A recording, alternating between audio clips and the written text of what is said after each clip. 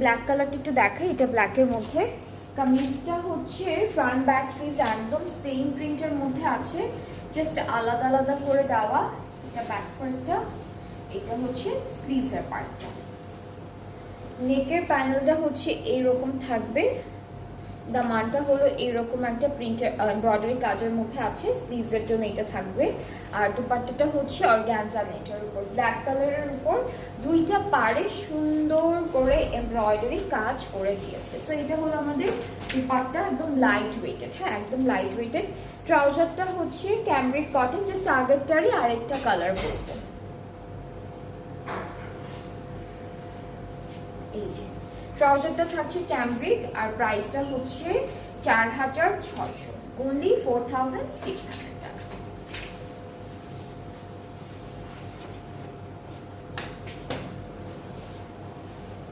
এরপরে sky pastel blue কালারের একটা ড্রেস দেখে, এটা হলো pastel blue, sky plus pastel blue.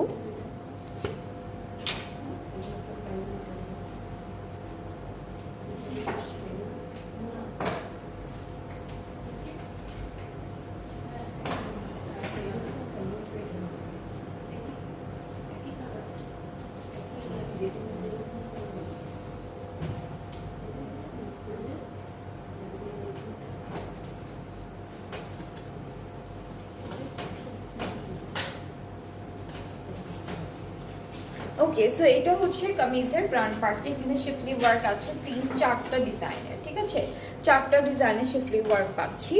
Back স্লিভসটা হচ্ছে একসাথে দেওয়া একরকম প্রিন্টের মধ্যে। এই যে এটা ব্যাক স্লিভস, প্যানেল দেখাই।